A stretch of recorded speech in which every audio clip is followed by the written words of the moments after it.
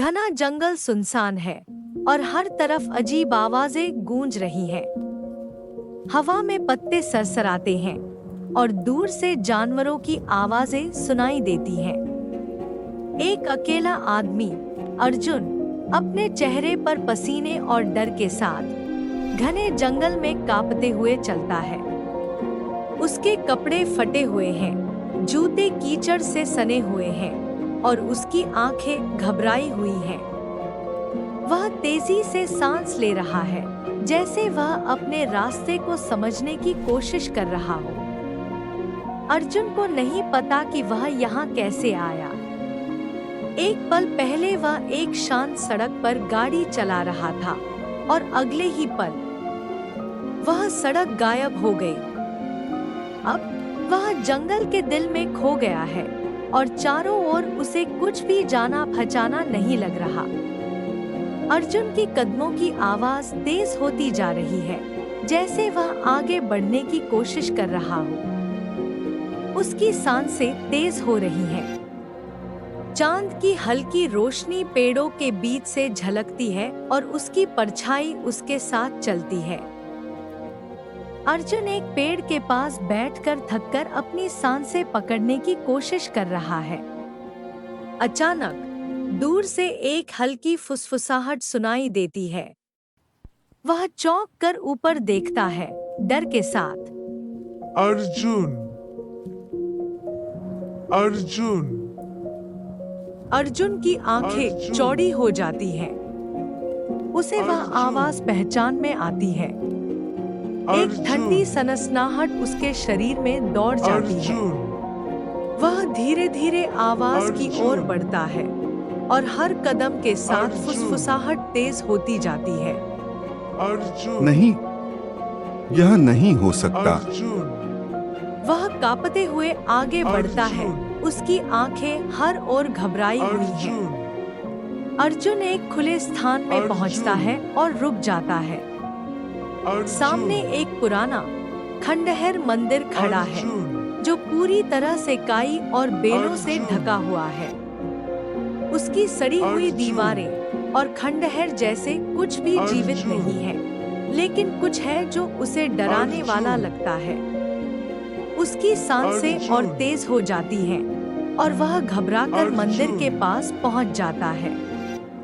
फुसफुसाहट अब एक धीमी हंसी में बदल जाती है, जो जंगल में गूंजती है। तुमने मुझे मरने के लिए छोड़ दिया, अर्जुन। अर्जुन की आंखें डर से फैल जाती हैं। एक महिला सफेद साड़ी में मंदिर के सामने खड़ी होती है। उसका लंबा काला बाल हवा में उड़ रहा है और उसका चेहरा अंधेरे में छुपा हुआ है। वह धीरे धीरे उसकी ओर बढ़ती है। अर्जुन सिहर उठता है। नहीं, महिला का चेहरा यह अब तुम दिखाई नहीं हो देता है। सकती। वह अनामिका है, लेकिन उसकी आंखें खोखली और चेहरे की त्वचा काली और खौफनाक है। उसकी खूबसूरती अब एक खौफनाक रूप में बदल चुकी है। तुमने मुझे छोड़ दिया, अर्जुन। तुमने मुझे मरने के लिए छोड़ दिया और अब तुम्हें इसकी सजा मिलेगी। मैं माफी चाहता हूँ, अनामिका। तुमने मुझे नहीं पता था। छोड़ दिया, मुझे नहीं पता था कि तुम। अर्जुन। तुमने मुझे मरने के लिए छोड़ दिया और अब तुम्हें इसकी सजा मिलेगी।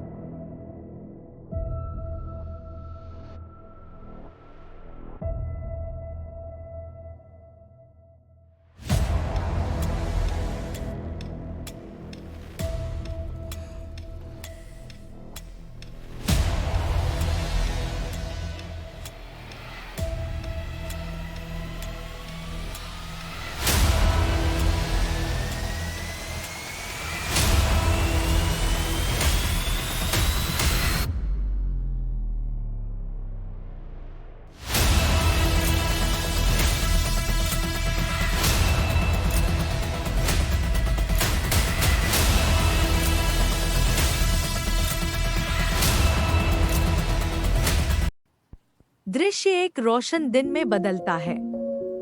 अर्जुन, जो अब थोड़ा छोटा दिख रहा है, अपने अपार्टमेंट में बैग पैक कर रहा है। वही महिला अनामिका खिड़की से बाहर देख रही है। उसकी आंखों में आंसू हैं। अर्जुन, प्लीज मुझे छोड़कर मत जाओ। हम इसे ठीक कर सकते हैं। अर्जुन उसकी तरफ देखे बिना बैग उठाता है और दरवाजे की ओर बढ़ता है। मैं जा रहा हूँ अनामिका, यह अब काम नहीं करेगा। अलविदा।